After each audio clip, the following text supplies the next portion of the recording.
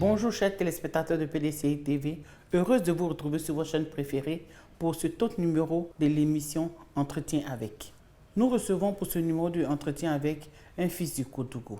Monsieur Vremen Serge Yvon, originaire de la région du Gotougou, auditeur financier, assistant technique et membre de plusieurs cabinets de différents premiers ministres de 2003 à 2017, président de la Fédération ivoirienne de natation depuis 2011, cadre du PDCI depuis 2004, membre du bureau politique depuis juin 2018, candidat indépendant aux élections législatives de 2016 face au ministre Adjoumani, candidat tête de liste aux élections régionales pour la région du Gotougou face au ministre du RHGP, Kwasi Adjoumani. Bonjour, monsieur Vremen. Bonjour à vous, madame Sylvain.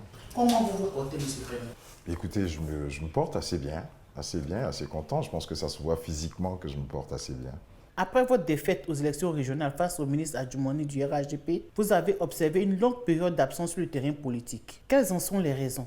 Écoutez, je pense que suite aux élections, je dirais quasiment au lendemain des élections, lorsque nous étions en phase contentieuse, j'ai été foudroyé, je dirais, par divers mots dont on ne connaissait pas l'origine. Cela a dû entraîner une longue période de convalescence, quasiment presque 8 mois, à être alité, fortement alité. Mais bon, aujourd'hui, je dis merci à Dieu, merci d'être là. Je crois qu'on a pu faire ce qu'on pouvait faire pendant ces élections-là. Aujourd'hui, physiquement, on va mieux. Ce qui n'était pas forcément la volonté des adversaires, mais bon, on est là et on est reparti pour le combat. Monsieur Vremen, comment se porte le PDCI dans votre région? Écoutez, dans le Gontro, le PDCI a toujours été présent. Le PDCI continue d'être, je dirais, bien positionné au sein du Gontro. Juste pour vous donner une petite référence, si vous remarquez bien, aux dernières régionales, les 3 candidats provenaient quasiment du PDCI, que ce soit comme Nankwasi, que ce soit Sonan, Jean-François et moi-même Vremen, nous étions quasiment tous du PDCI. Donc on peut dire que le PDCI existe bien. C'est vrai qu'aujourd'hui, on semble ne pas voir ou ne pas comprendre quelle serait la position exacte par rapport au départ du Kwasi Adjoumani sur le Gontro au niveau du PDCI, mais soyez rassurés, les derniers résultats nous ont montré que le PDCI est toujours présent parce qu'il ne faut pas oublier que c'était la première fois que j'étais candidat pour les régionales. Notre équipe a été mise en place quasiment à la dernière minute et vu les scores que nous avons faits, nous pensons que le PDCI est toujours présent. Quels sont vos rapports avec les autres cadres PDCI RDA de la région? Bon, je dirais que les rapports sont cordiaux, mais ce serait mentir.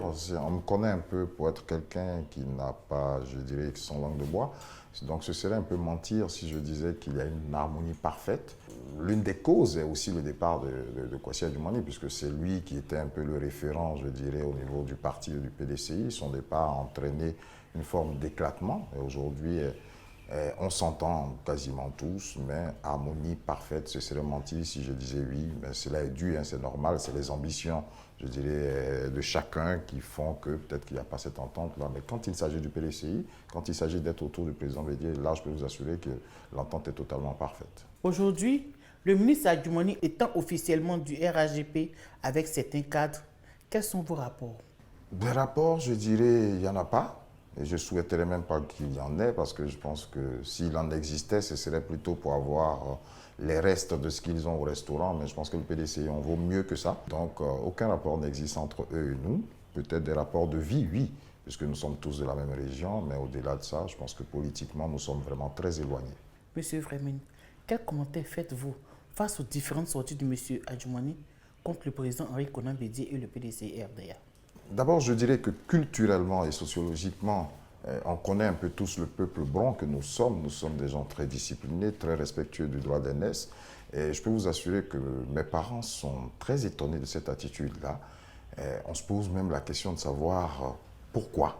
On ne comprend pas parce que bien qu'on veuille sortir du PDCI et aller dans un autre parti, quelqu'un qui vous a autant porté, quelqu'un qui a fait de vous ce que vous êtes aujourd'hui et dont justement le RHDP en bénéficie, il faut d'abord dire merci au président Bédié pour ça, parce que si le RHDP a estimé que ces personnes-là sont des personnes de valeur, c'est simplement parce que le président Bédié a bien voulu les promouvoir et donc ils en bénéficient aujourd'hui, le RHDP. Mais voilà, on est fort étonné de cette attitude-là et je peux vous assurer, hein, pour parler un peu comme mes parents, On se réfère un peu au morceau, je dirais, Haïtien Troubadour. Le mot troubadour veut tout dire. Et je pense que certains se positionnent comme tel. Peut-être que lui a voulu se positionner comme tel au sein du RHDP, d'être un peu le troubadour de ce RHDP-là, apporter un peu à la vindicte populaire le président Bédié. On est fort étonné. Et on espère que d'ici quasiment 10 mois, ça va totalement cesser. Quelles sont les difficultés rencontrées sur le terrain? La région du Gontrou, si je ne me trompe, est quasiment la troisième région la plus vaste, parce qu'elle englobe un peu la région du Zanzan. L'une des difficultés, c'est le nombre de localités. C'est-à-dire qu'au niveau de la région, les localités sont éloignées. Il faut savoir que nous étions dans le RHDP, et bien évidemment, cela a circulé, les populations ont adhéré à un moment donné. Quand nous sortons du RHDP, il faut savoir qu'il faut encore reparcourir la totalité des localités et leur dire quel est notre nouveau positionnement. Je pense que la principale difficulté est celle-là, parce que quand on est à Abidjan, et ça je pense que c'est quasiment pareil pour toutes les régions, quand on est à Abidjan, on a tendance à penser que l'information circule, mais nos parents dans les villages, parfois, n'ont pas l'information. Et donc beaucoup ont pensé encore que le PDC et le RHDP étaient ensemble. Je pense qu'aujourd'hui, ils en sont certains. Et ça jouait un peu à notre défaveur pendant les élections législatives où certains, on le voit encore avec l'usage du logo qui ne dit pas son nom et faire croire qu'on serait toujours membre du PDCI alors qu'on est membre d'un autre parti et ce qui est contraire à la loi de 93 sur les partis politiques. Donc aujourd'hui, véritablement, je dirais, l'une des difficultés principales, c'est de parcourir la quasi-totalité des localités. 469 localités environ sur la région du Gontro, 615 sur la région du Boukéning. Vous voyez à peu près 1000 localités. Leur apporter cette information nouvelle-là. Et je pense que c'est ce travail-là qui a été fait depuis notre sortie et qui continue et qui continuera jusqu'aux élections.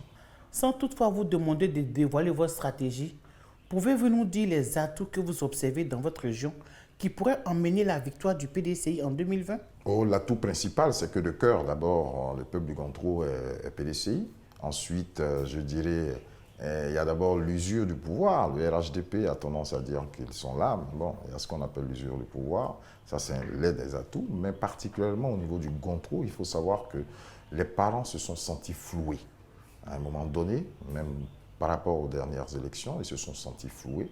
Longtemps, comme ça, on leur a vendu ce rêve-là du vrai PDCI, ce rêve-là du bon PDCI. Et du jour au lendemain, on fait, je dirais, volte-face. Et aujourd'hui, on commence à insulter le PDCI. Je peux vous assurer que c'est notre premier atout, c'est un peu ça, c'est ce revirement de l'attitude du RHDP face au PDCI. C'est bouclé, c'est géré, c'est calé. N'avez-vous pas peur de ce slogan? Oh, ce ne sont que des mots. Il me semble que personne n'a le monopole des mots qui existent dans le dictionnaire. Donc, autant le RHDP pense que c'est bouclé, géré et calé pour eux, il faut qu'ils soient sûrs que c'est aussi bouclé, géré et calé pour le PDCI. Quelle analyse faites-vous de la CDRP? Très bonne analyse. Il faut savoir que quand on sort du RHDP, il me semble que nos adversaires aujourd'hui, qui étaient nos anciens alliés, ont raillé un peu en se disant que nous étions seuls. D'abord, nous leur avons montré que nous n'étions pas seuls, puisque le PDCI a eu, je dirais, beaucoup plus d'entrées que de départs. Et ensuite, cette coalition mise en place par le président Bédié montre bien que beaucoup d'Ivoiriens encore adhèrent à cet esprit de paix, parce qu'il faut préciser que c'est ce qui guide un peu, je dirais, cette plateforme-là. Idéologiquement, beaucoup sont différents, mais quand on voit à l'intérieur quelqu'un comme Abel Naki, quelqu'un comme M. Klimanlo, on voit M. Nyamien Konan, on comprend bien que c'est la recherche de cette paix, la recherche de cette stabilité au sein pour le pays qui a guidé la mise en place de ça. Et on en est très content. Il ne faut pas oublier que ça a mis quasiment 1 an à se formaliser.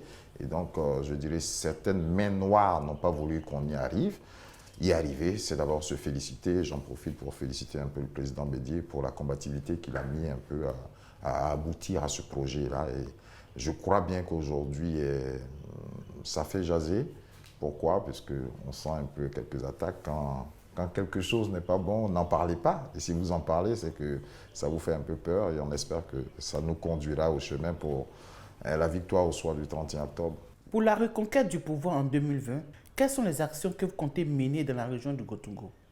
Sensibiliser au maximum les parents qui déjà adhèrent, leur confirmer qu'effectivement, on leur vend du vent, je dirais qu'on leur vend du vent, puisqu'on leur fait croire qu'on construit un certain nombre d'infrastructures, on aurait construit un certain nombre d'écoles, un certain nombre de centres de santé, mais on oublie précisément que nous sommes tous de ces villages-là. Nous traversons certains villages pour arriver au nôtre. Quand je prends le mien, il n'est pas électrifié. Je m'étonne qu'on dise qu'on a 5000 villages électrifiés.